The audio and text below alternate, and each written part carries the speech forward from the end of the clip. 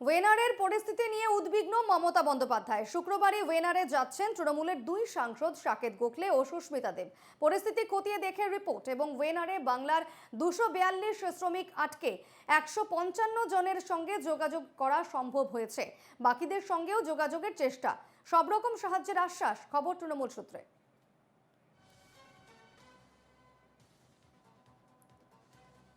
ওয়েনারের পরিস্থিতি খতিয়ে দেখতে আজ স্বাভাবিকভাবেই উদ্বিগ্ন মমতা বন্দ্যোপাধ্যায় এবং শুক্রবারই অর্থাৎ আজই ওয়েনার যাচ্ছেন তৃণমূলের দুই সাংসদ সাকেত গোখলে এবং সুস্মিতা দেব। পরিস্থিতি খতিয়ে দেখে রিপোর্ট পেশ করবেন রাজ্য সরকারকে এবং ওয়েনারে বাংলার 242 জন শ্রমিক আটকে রয়েছেন বলেই খবর। 155 জনের সঙ্গে যোগাযোগ করা সম্ভব হয়েছে, তবে বাকিদের সঙ্গেও যোগাযোগের চেষ্টা করা হচ্ছে।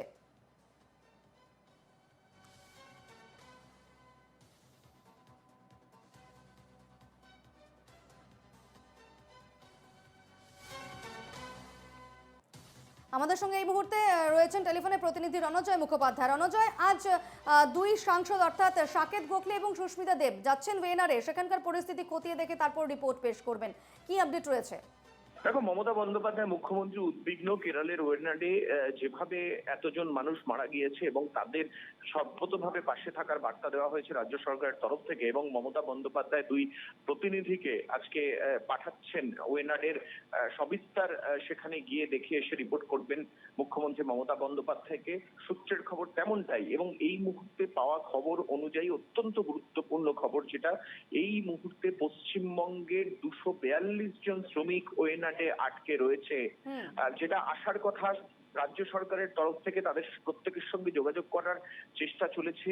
155 জনের সঙ্গে এখনো পর্যন্ত যোগাযোগ করা সম্ভব হয়েছে, সূত্রের খবর তেমনটাই। এবং এই 155 জন যাদের সঙ্গে এখনো পর্যন্ত যোগাযোগ করা সম্ভব হয়েছে, তারা সেখানে বাংলার শ্রমিক, তারা ওয়েনাডে গিয়ে কাজ করত। তারা প্রত্যেকে সুস্থ আছে বলেও রাজ্য সরকারের কাছে খবর এসেছে বলে মলয় ঘটক তিনি জানিয়েছেন। এবং বাকিদের সঙ্গে, বাকি যে 87 জন শ্রমিক রয়েছেন, 242 জনের মধ্যে 155 জনের সঙ্গে যোগাযোগ সম্ভব হয়েছে। বাকি 87 জন শ্রমিকের সঙ্গেও যোগাযোগের চেষ্টা করা হচ্ছে রাজ্য সরকারের তরফে। আজকে বিকেল বা সন্ধ্যার মধ্যে বাকি শ্রমিকদের সঙ্গেও যোগাযোগ করা সম্ভব হবে বলে রাজ্য সরকার মনে করছে, এবং তাদের সঙ্গে, তাদের পরিবারের সঙ্গেও যোগাযোগ রাখছে, কোঅর্ডিনেশন রাখছে রাজ্য সরকার। তারা কেমন রয়েছে, তাদেরকে ফিরিয়ে আনার ব্যবস্থা সমস্ত কিছুই করবে। আজকে দুই প্রতিনিধি তারা যাচ্ছেন, তারা ওয়েনাডে পৌঁছচ্ছেন এবং গিয়ে সেখানকার সবিস্তার ঘটনার বিবরণ দেবেন মুখ্যমন্ত্রী মমতা বন্দ্যোপাধ্যায়কে, এবং বাংলার শ্রমিকরা বিশেষত সেখানে যারা আটকে রয়েছেন তাদের অবস্থার কথাও কিন্তু প্রতিনিধিদের তরফে রাজ্য সরকারকে তারা রিপোর্ট দেবেন। সূত্রের খবর তেমনটাই। বেশ, ধন্যবাদ রণজয়।